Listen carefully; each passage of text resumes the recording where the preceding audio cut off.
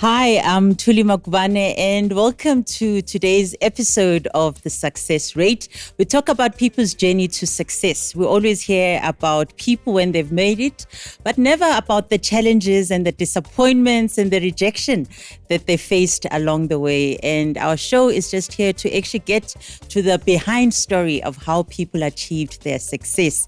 Today, we are joined by the Hypress. We're going to find out how she ended up with that name.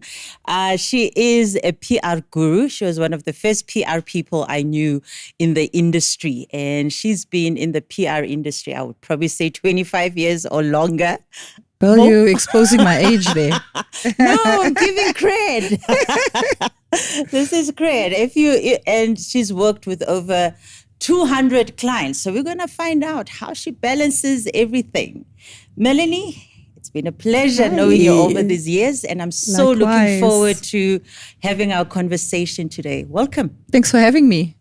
So to start us off, tell us about one day in your life that you would love to relive and why. Oh, wow. Definitely in my youth, probably be a pre-employment in the corporate life. A day I'd like to relive. Jeez. There was a concert I did many, many years ago called what was it called? Okay, it'll come back. Black August. It was Black something. Black August. Yeah. And it was a concert. It was one of my first big concert. I was young. I was wet behind the ears, young girl in the industry. I'd love to relive that day. Yeah. I was so young. What was so special about it? I think it was my first big gig where I was exposed to this massive giant of a monster industry. And I was put on a stage with huge international names. Yes, yeah. I was just a young PR girl. And here I was trying to figure it all out. And why PR? Why did you choose that career? I did not choose PR. PR It chose me. Okay, tell us about it. So I was young. I studied fashion design after matric because that was something I was really great at, like sewing, designing. But always I loved to write. And my boyfriend at the time was a DJ. We used to run a club on the weekend. We were like, let's start a record label. Okay, what would you do? What would you do? But I was very good at writing and speaking. I love people. I'm a people person. Yeah. So I fell into this career that I didn't even know what the title, what the name was. Yeah. I would write the press releases. I would have to call media. So it really just found me. Yes, yeah. And did you eventually study PR or you just never studied PR? No. But I now studied you on the probably streets. can probably lecture PR. I could. I've done lots of music courses around it, but PR, no. And I always tell young people, it took me so much longer to get to where I am because I hadn't studied it. Yes. But yeah, I learned it's all street knowledge now. No, but you definitely have the street cred. Thank you. And so you grew up partly in Joburg and in Durban, and you come from a mixed heritage. How has that influenced you as an adult and how you actually live your life currently? So I was raised with the belief that there's no color. We're all the same. We all bleed red. I come from a colored mom who had a white grandfather. There was some African in the background a few generations back and an Indian dad. Yes. So I really feel it exposed me to so many different cultures, so many different races that I didn't see color. Yes. And that was great for me. Also religion. I was exposed to so many different religions. So I feel it made me the whole person that I am today. And I guess being able to relate to different kinds of people. For sure. So you mentioned you've kind of stumbled into this PR business. Yeah. So when you eventually decided to register your own company, Tutone Communications, what was the first big client that you landed? Jeez. YFM, my baby. They're still my clients. YFM, yes. YFM. I So think tell us, leading up to that, Sure. how did that happen? Yeah. So I was working at an agency. I was working on like 3-4 major brands. The recession had just happened. Yeah. And we were all, So I should mention she started in 2010 as Yes, well. correct. Same as Mintfresh. So our when company Philip was around, you know, he inspired all of us. Yes, yeah. So I think I was just at that point where I was ready for the next thing. I had a very amazing director of the business who kept saying, go for it, Mel, do your own thing, not holding me back. She was all about growth. And she was like, you can even come back and use my offices. And I think it was a difficult time for the business because of the recession that had been happening. So I took the leap. I went on a work trip to the UK. I didn't come back. I had a sabbatical for 3 months to try to figure out my life. Came back broke as a dog. Borrowed a laptop from my brother. Went to register the business. My boyfriend gave me a drive to the shelf company to register my CC. And then the rest is history. Okay. And YFM, how did you approach them? How did that come about? So YFM was my client at the agency. So you stole them? I did not. And it was something I discussed with the managing director. It was my client. And I think they didn't have the capacity or an account manager to manage it. The business was kind of going down. So I had her blessing. And they approached me and they were like, would you take it on? And it was something I did discuss with her. And she was, go for it, Mal. It's going to be your first client. And geez, the money I got from that, I could not believe. From my small little salary that was taxed every month, I couldn't believe it. And at the time, my business hadn't come through. I hadn't been registered. So SARS came and took the 25% chunk of it. I'd already spent that money in my head. And I almost died when they took the little 4,000 rand off it. But that's when I said, I have to push. Okay. And I was just a young girl who didn't know how to run a business. True. So I knew PR. That's it. So let's talk about that. It's always a challenge. People are usually skilled in a certain area and they've been doing it for many years and then they transition into being an entrepreneur. Yeah. For you, what was the biggest challenge? I think just not having the know-how how to run a business. So when, like I said, when SARS came and took my money, I was in shock because I didn't know, but I had to quickly learn. Yes. That was my biggest shock, not knowing how to run a business. Being great at PR, but not knowing anything outside of that. So taxes, just basic information about running a business. How do you register a business? How does tax work? Finding a bookkeeper, finding an accountant. And simple things like getting a logo and getting a company name. Yes. That I had to figure out on the go while I'm servicing the clients. Clients, yes. And then now that you've been running Tutone, it's what, almost 14 years? Sure. What has been the biggest lesson? It feels like forever. Hard work pays off. Determination. Having integrity is very important in this industry. And you mentioned something about stealing clients. I believe there's enough work for all of us. So when I get a client, I believe a sister agency works on a friend, I'd always call them and get the background to say, what has happened. So having integrity, being honest, it's got me this far. And the biggest myth about success?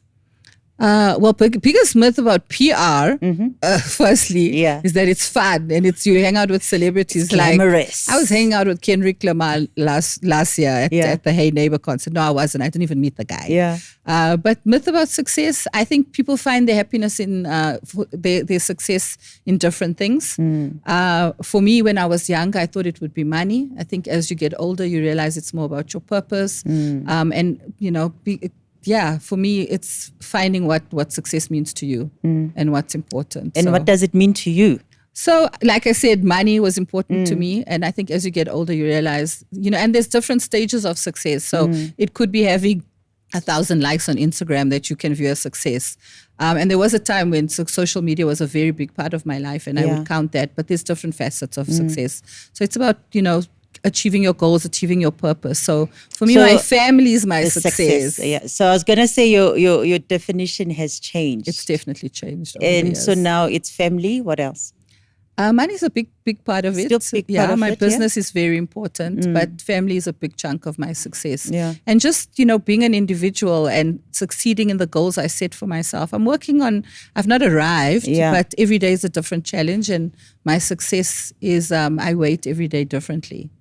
And your relationship with money, how has that evolved over the years? I've always been very, very smart with money or tried to save. I'm still learning in the business, but I had this philosophy where you always had to have 3 salaries, enough money in the bank for 3 salaries. And I still live by that. And I try and maintain that because if I decide to quit my entrepreneurship and go back into corporate and try find a job, I needed that 3 months safety net. So Yeah, my relationship with money is good. It's more healthy, but I still don't have the millions in the bank, so I have not been successful. I'm still working at it in the money section. Yes, but when it comes to the family, I'm good there. Yes, yeah. And then being a mother, a wife, running a business, what's that like? It's tough. But I've got a squad who helps me. Tell us about your squad, yes. My squad. I've got a very supportive husband. He's very hands-on. We in the same industry, so he's also in entertainment. He runs a talent agency, an international talent agency, but he's very hands-on. So when he's not there, I'm there. Outside of that, my kids have another mom, which is my helper, their nanny, my everything, my other mom, their mom who raises them. I might have given birth, but she actually raises them. And she's very hands-on, live-in, help system. I also have family, mom, sister, everybody who's very hands-on. So those kids are being raised by the whole village, not just me. I just birthed them, really. I like that. And I pay the bills, but... True. And then they get to call you mommy. Yeah, every now and again. And what is your ultimate, I don't know, maybe I wouldn't say career move, but in terms of client, which client would you say, you've been trying to land, but you haven't gotten there? I mean, you've worked with so many big brands in the past, but if there's off with that one, I think I've been blessed to have all the clients I've aimed for. Who would it be? I died to work with Bonang. I did Bonang. I died to work with YFM again. They came back to me. I'd have to come back to you on that one. It could be international as well. Yeah, I mean, who wouldn't want to work with the other B, Beyonce? Yes, yeah. But I would love to work on a few international festivals. I would love to one day work on an Afro Nation. Yes, that's just in the lifestyle space. But brands just in general. I think I'm happy with the clients I currently have. And interestingly enough, not only in PR, but you've also been a brand ambassador. Jeez. And got involved on some campaigns. And how did that come about? Was it one of those, the client is like brainstorming and they think, actually, we like you. Come hang out with us. I think it started many years ago with Facebook. I was one of the first few people who had 5,000 friends on Facebook. I think there was Fresh and then there was Melanie Ramjee, aka Hypers. But I think I had such a big following, and I'm one of the PR people who does have a bigger following on Instagram. And I was there first before lots of people got to the thousands and thousands of followers. So I think brands just saw the alignment. I would get approached to do campaigns for select influencers and get influencers, and then some brands would say, "But why don't you do it as well?" Yeah. And why not? It was fun. I remember, what was that underwear campaign you did? Jeez, I think it was for Jet. Was it Jet? That was really great for female confidence. Yes, I know. It was kind of like body positivity. Body positivity. Yes, yeah. So Jet approached me. I'm very shy. Yeah. I was in a new relationship. I was not trying to show my body. I'm a shy. And then they tell you it's going to be in the windows. Oh my God, in like the store windows. Yeah. But for, what it represented and the agency was behind it was, Joe Public. Yes. So it was somebody I really trusted. They do amazing work. So I went for it.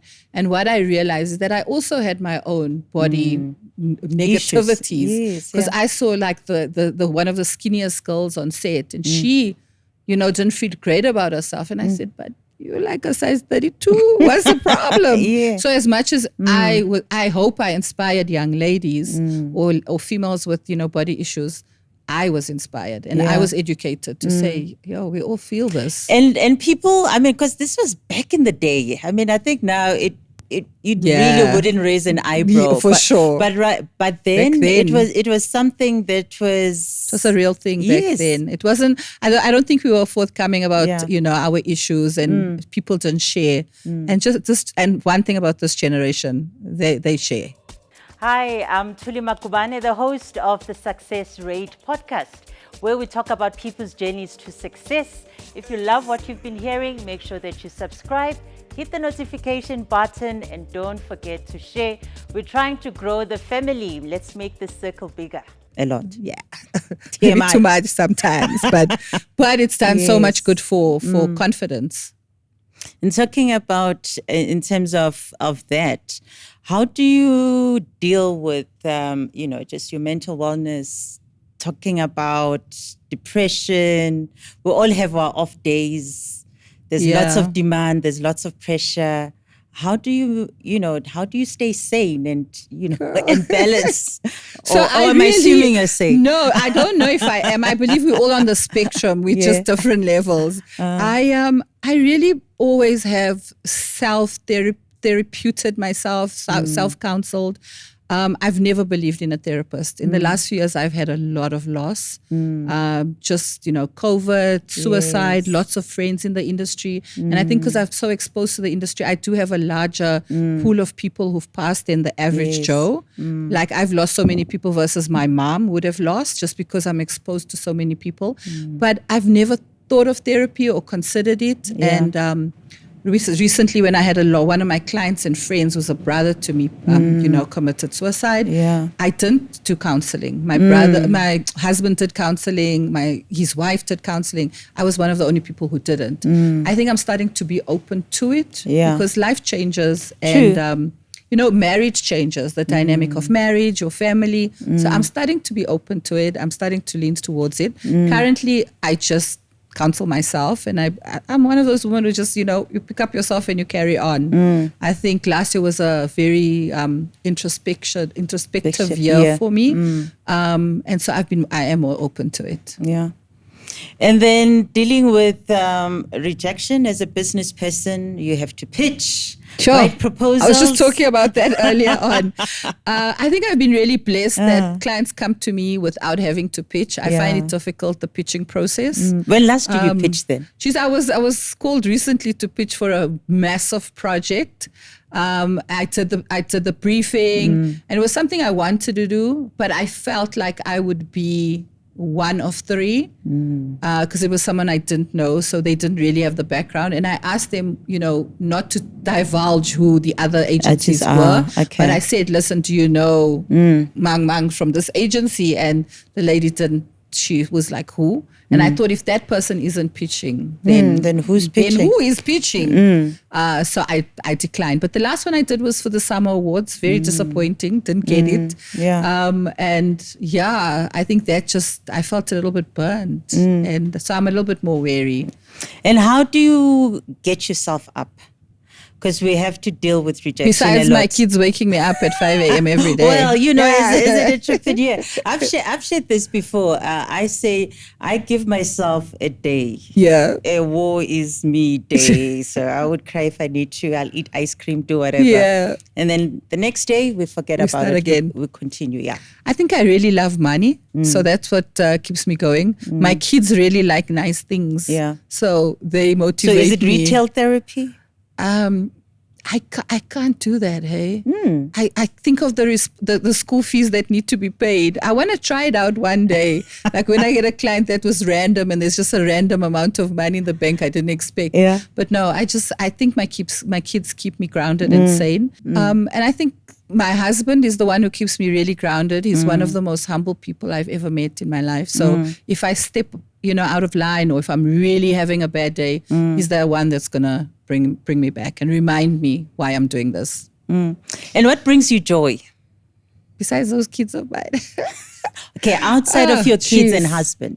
Yeah, no, I was only joking about that. Travel brings me joy. I love traveling. I love meeting new people. I love tasting new food. Yes. Being exposed to new culture. And I try and do that as much as I can. It's not always easy. Yeah. But I want to get away to a new country at least once a year. 3 times would be nice. But if it's once, that's good enough for me. And what has been your favorite destination? That brings us nicely to our next segment here, but your favorite destination. Okay, different destinations for different reasons. I really, really love New York. It's where I felt I left my heart in my 20s and I had to go back and fetch them to give them to my husband. But I love New York for the sense of partying.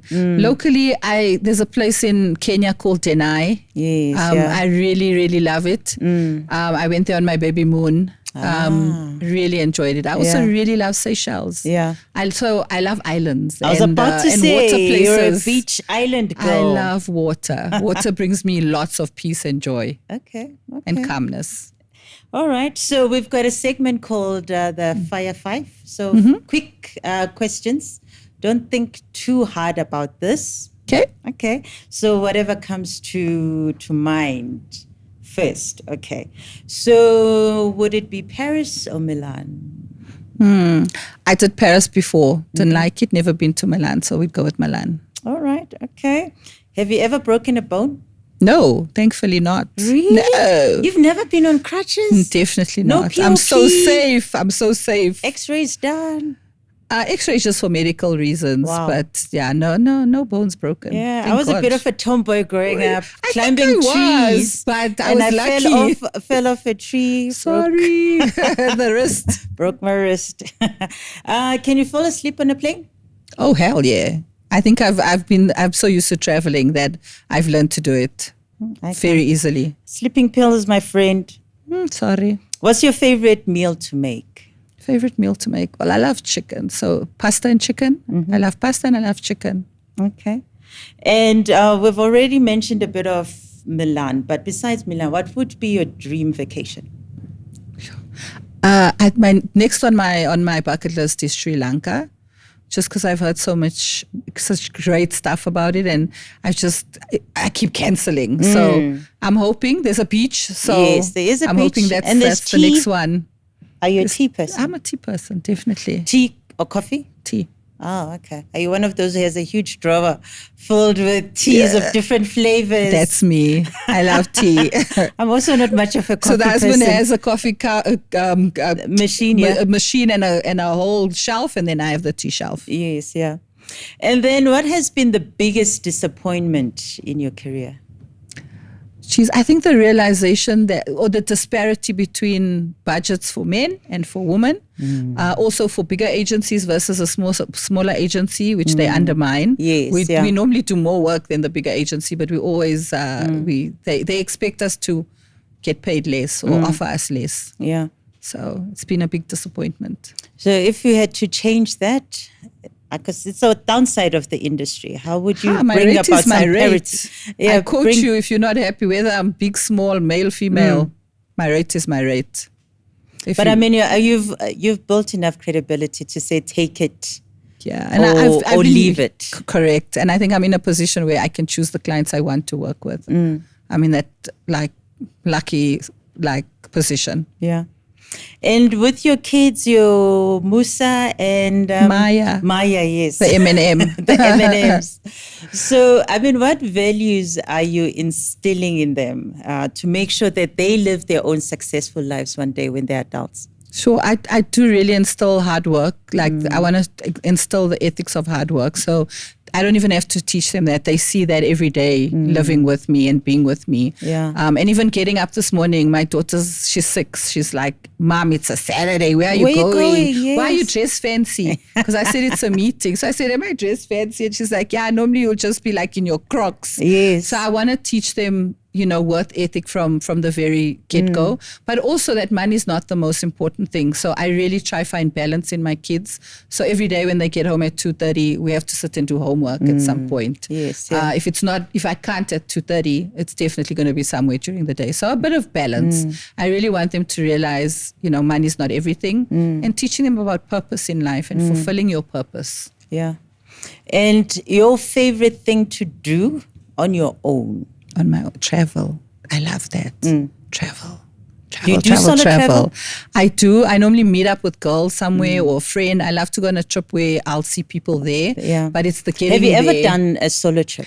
So just before I turned 30, I've always wanted to go to this festival in Jamaica called Sumfest. And I started saving. I couldn't go at 30, but just after 30, I took myself to Jamaica. It was a little bit scary because you really don't know. You've heard, horrible things. So I went to the safer side of the country. So I went to Negril and I was really scared of Kingston. So, so I did a lot of stuff in Negril. And I went. I had the best time. I met random people that happened to be lifelong friends. I really enjoyed it. And what lessons did you take from that? From that trip? From that experience, going out on your own. Because at first, as you said, you were nervous. Sure. But you did it anyway. So what did you learn from that? You have the most fun when you're alone. There's no one to wake you up and say, let's do this. There's no one you have to wake up and say, let's do this. You do what you want when you want it. And don't get me wrong, I really have fun traveling with friends or hubby. But you really have the most fun. And then alone. About yourself, what did you learn about yourself?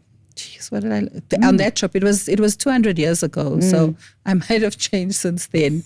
But I learned this. I think I learned the world is your oyster, and you make of it, what you do. And then I was still in corporate and I was working for somebody. Okay. But I think a lot of that trip said to me, Mal, you need to go out there and build something of your own. And as much as it was so scary and I didn't know, and I just come from a simple family, who worked in corporate jobs all their life. And then later on, my mom started her own business. So I wanted to model myself after her. She ran my tuck shop at school when I was, in high school. So did you get freebies? Oh my gosh, I did. Thank God my metabolism actually worked at that time. So I would eat and lose the weight, work it off quickly. Yeah. But I got some freebies. So then at that point, I thought maybe I want to be, like to what my mom did and start my own business. But it wasn't easy because we were just simple people. And then your parting shots when it comes to success? Geez, I think you make your own success. It's everyone has their own different path. Like I said earlier, success is different for different people. But keep working at your dream and you can do it. Whatever your success, your goals are in life. Keep at it. Don't give up. Yeah.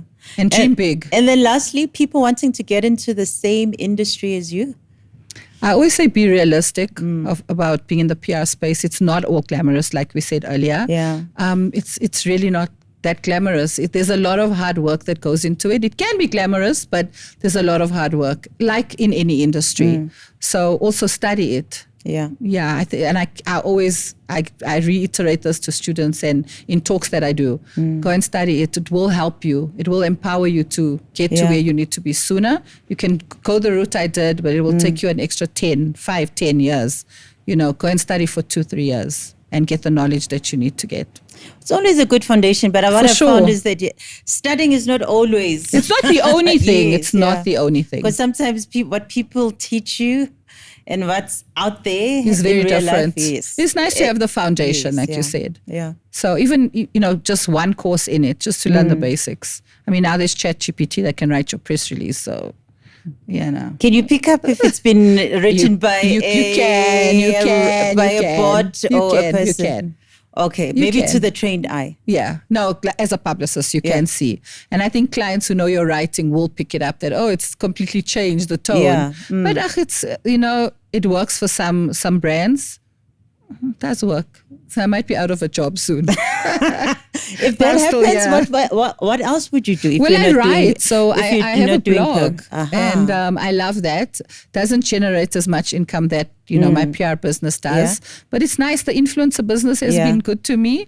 I don't think I've taken it seriously in the last few years. I've really been focused on building the business and definitely building the family. And I think this year, 2024, last year was my year of introspection and chasing money. I was just trying to pay off my bond. And it got to the December when I was burnt out after my big concert. Yeah. And I was like, this is the year I'm chasing peace. I like that. I just want peace. And I let go of some of my clients that didn't bring me peace. They were toxic. It was good money, but it didn't wear off the toxicity. So this is my year of peace. They were expensive. They were expensive in other things to my mental health. To your mental health. For sure. Yes, yeah. And would you write a book? I have actually wrote a chapter in a book in my youth. I definitely would write a book. I don't know what it would be about because I know deep, dark secrets of so many people in this industry. What about yes? Oh my God. Write about the industry. Not. There's a lady who wrote, in my youth, there was a book I read about a lady, Corinne Stevens, who wrote about a book called Superhead and a book about all the industry people. Yeah. So definitely not. Maybe in my 30s I should have done that when I was still brave. So I'll probably write a book about the industry and PR. Okay. But definitely. Well, I'm looking forward to actually reading that book. I think I'm getting close to writing one myself. Yes. We have to leave a legacy, For sure. Something that's going to live beyond our years. Yes, yeah.